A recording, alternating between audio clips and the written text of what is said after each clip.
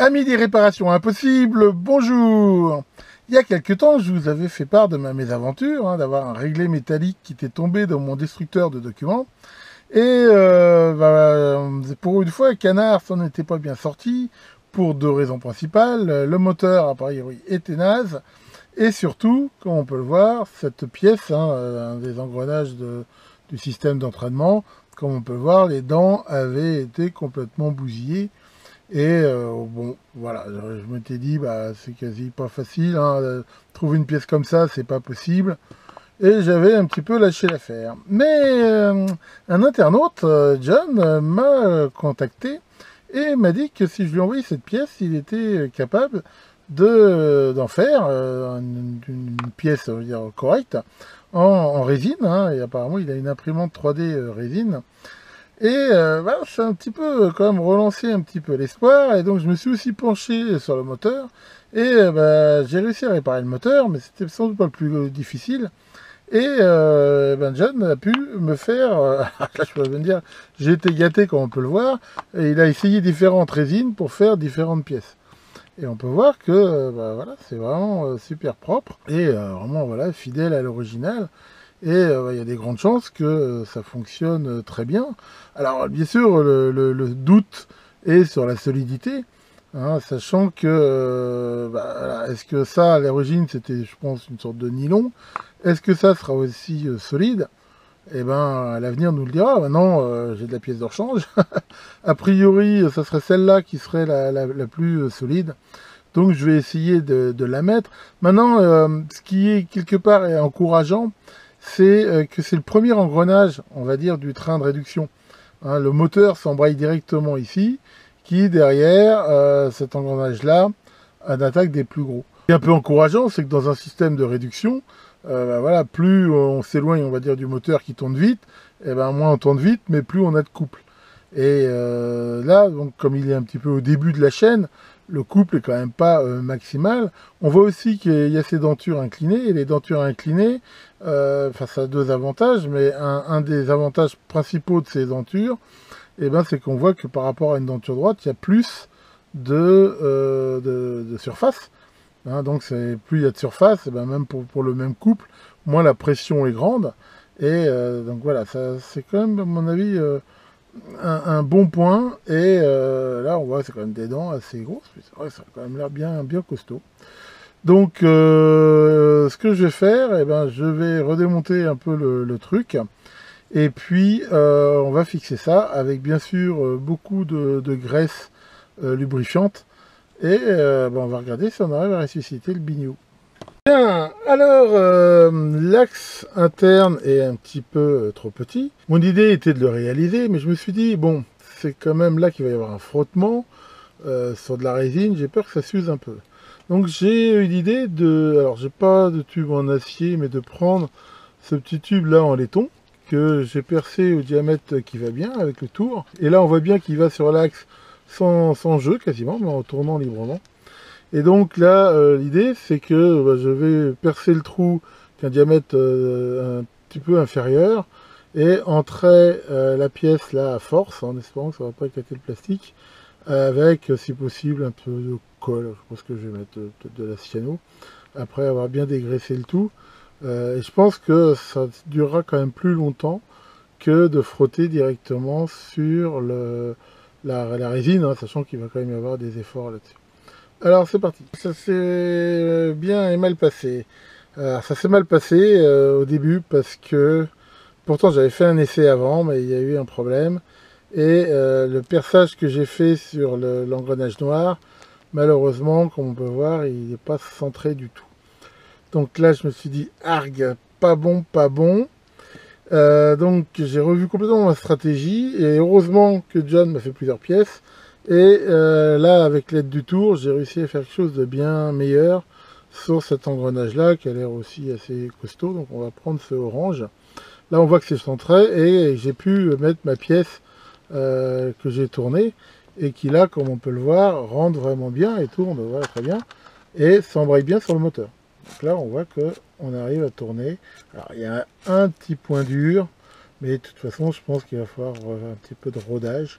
Enfin voilà, donc là je pense que grâce quand même à ce tube que j'ai mis, ça devrait être un petit peu mieux. Et là, on voit que le deuxième, là, se met de cette façon-là. Et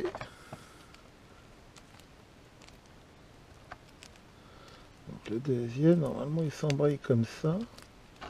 Alors, est-ce que je vais réussir à le mettre? A priori, c'est pas gagné.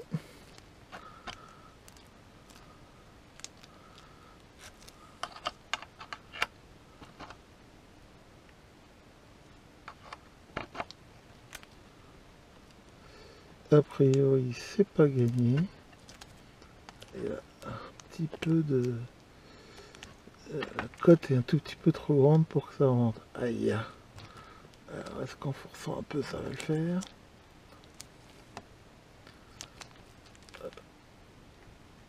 Ah, oui, voilà. J'espère que ça n'a rien cassé. Donc, voilà. Alors, encore une fois, hein, comme j'ai dit, il va falloir un petit peu de rodage. Mais là, comme on peut voir, le train d'engrenage est en place. Donc, de toute façon, ce que je vais faire, là, je vais remettre de la graisse, remettre le cache, et puis on va déjà faire un essai de voir si déjà ça tourne avant de tout remonter. J'espère que ça va le faire. Alors, en effet, à mon avis, c'est pas énorme, mais l'engrenage est, à mon avis, une cote un tout petit peu trop forte. Ce qui fait que pour remettre la pièce là, déjà j'étais obligé de ragrandir un tout petit peu le trou de l'axe qui en fait est un petit peu forcé dessus. Maintenant l'espoir que j'ai c'est que ça va se roder un petit peu. Mais bon, on va voir ça. Alors pour info, alors le moteur, je l'ai réparé. Qu'est-ce qu'il avait comme panne? J'ai eu aussi de la chance dans mon malheur. C'est que en fait le fil avait sans doute trop chauffé ou autre. Enfin il était coupé juste en fait au bord de la cosse. Ce qui fait que j'ai juste en fait leur sertir un petit peu, hein, j'ai réussi à avoir un petit peu de mou et le moteur est réparé. Bon alors honnêtement c'est vrai que je n'ai pas pensé à le faire emporté par l'élan quand je l'ai réparé. Alors je vais pas pouvoir vous montrer ça, puis en même temps honnêtement tellement galère à tout remonter que voilà je vais pas le faire, sachant que bien sûr j'ai remis la sécurité, enfin tout qui va bien dessus. Alors là, je l'ai mis, on va faire un essai, je veux dire, à vide. Hein, donc là, il est en position marche, sachant que normalement, là, il est dans le mode où il se met en route quand on met une feuille à l'intérieur. C'est-à-dire ici. Donc quand je vais appuyer là, en théorie, il devrait se mettre en route. Alors attention, je le mets sous tension. Oula, déjà, il tourne un petit peu. Ok, c'est plutôt une bonne chose. Alors allons-y, on va le faire tourner un peu.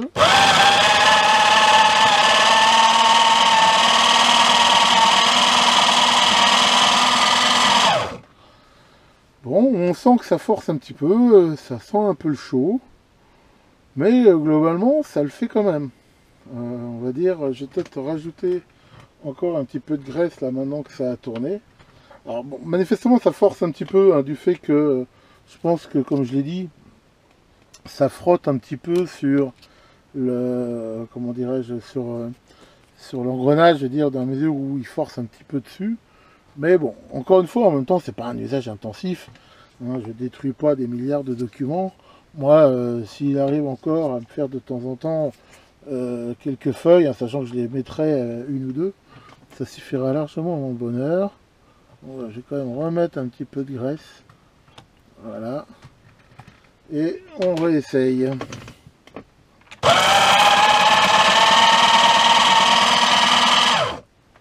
Bon, et ben on va faire maintenant l'essai avec une feuille de papier. Alors attention, le test ultime.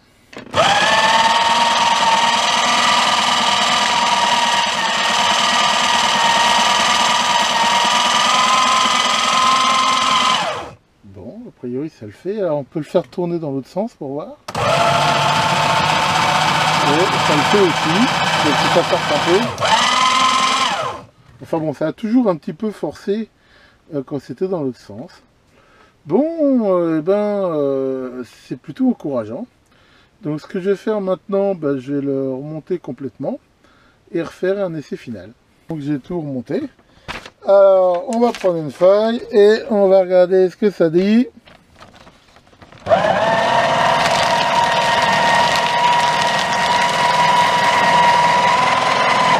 Et ben voilà, impeccable. On va dire il fonctionne très bien. Alors bien sûr, la grande inconnue est de savoir combien de temps ça va durer.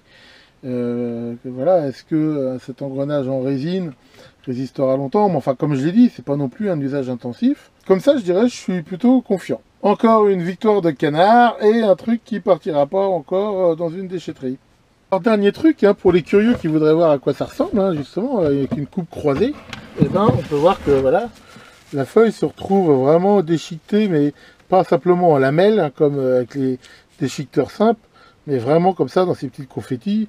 Et là, même si en théorie, c'est sans doute possible de refaire le pulse, eh ben, bon courage pour celui qui voudra s'y coller. Eh bien, voilà pour cette réparation qui, ma foi, finalement, s'est bien passée. Hein, tout est bien qui finit bien. Et ça prouve que voilà, hein, des fois, ce qu'on croyait être impossible, finalement, ne l'est pas. Hein, comme disait je ne sais plus qui, c'était impossible, c'est pour ça qu'ils l'ont fait. Enfin, ça prouve aussi deux choses. Hein. Déjà que l'entraide sur Internet, c'est pas un vain mot. Hein. Et encore une fois, je remercie beaucoup John, qui très gentiment a pris le temps de me faire ces pièces. Hein. Et vraiment, je lui avais envoyé la pièce cassée.